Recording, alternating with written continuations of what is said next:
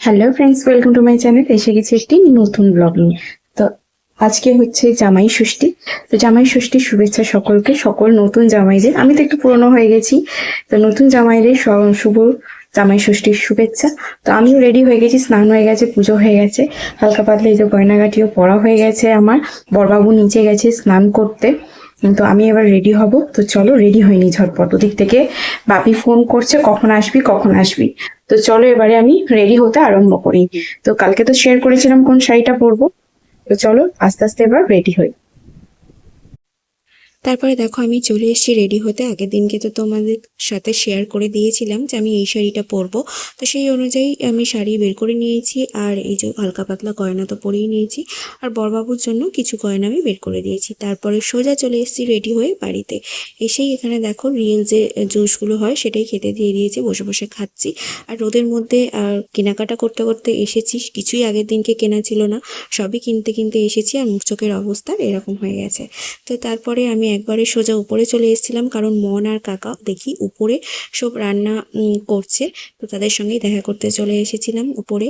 তারপরে নিচে এসে দেখি মায়ের আয়োজন শুরু হয়ে গেছে। এখানে দই চিঁড়ে কি তারপরে মিষ্টি, তারপর যে যে সমস্ত কিছু খেতে দেয়, যে নিয়মগুলো হয় তোমরা তো সবাই জানো, সেগুলোই দিয়ে দিচ্ছে। দেখতেই পাচ্ছ এত কিছু। মাকে বারণ করেছিলাম যে এত কিছু না দিতে, কারণ যেতে যেতে প্রায় 11:30 বেজে গেছে আমাদের, মানে সব কিছু কিনে আসতে আসতে একদম 11:30 বেজে গেছে। তো সেই কারণেই বারণ করছিলাম, এত কিছু দেওয়ার দরকার নেই। তার উপরন্তু ও তো এত কিছু খাবেই না, ও তো ফল খুব একটা বেশি পছন্দ করে না। যা টুকিটাকি ফল খাওয়ার আমিই খাই, তো একদম খেতে পছন্দ করে না। তো মাকে বারণ করছিলাম, কিন্তু মা তাও যদি জামাইটা খায় সেই আশাতেই দিয়েছে। তো আমাদের বাড়িতে তো যে সমস্ত রিচুয়ালসগুলো আরও আছে জামাই ষষ্ঠী, সেগুলো পালন করতে নেই বা আমাদের বাড়িতে নেই।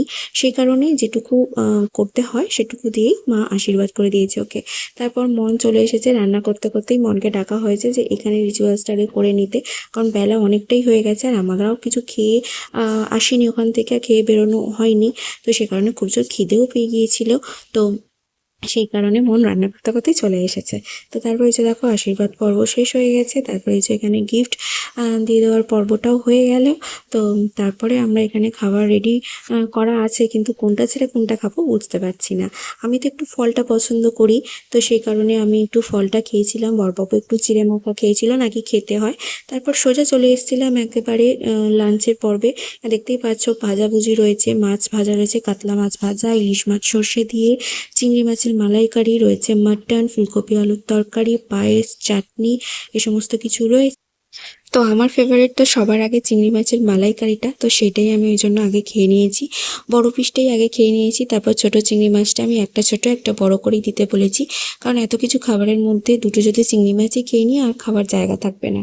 তো সেই জন্যই আগে চিংড়ি মাছটা এইভাবে করে খেয়ে নিয়েছি। দেখতেই পাচ্ছ চিংড়ি মাছ দিয়েই ভাত খাচ্ছি। তো আমার বড়বাবুরও চিংড়ি মাছই পছন্দ, ওর বেশি, তো ও সেই জন্য চিংড়ি মাছটাই আগে ধরেছে, দেখতেই পাচ্ছ। তো চিংড়ি মাছটা আমাদের দুজনকারই ভীষণ ফেভারিট। তো যাই হোক আমরা খেয়ে নিই চলো এবারে।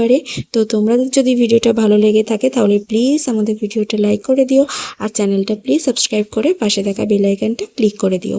আর যারা যারা ফেসবুক থেকে আমার ভিডিও দেখে থাকো তারা প্লিজ প্লিজ আমাদের ফেসবুক পেজটা ফলো করে দিও।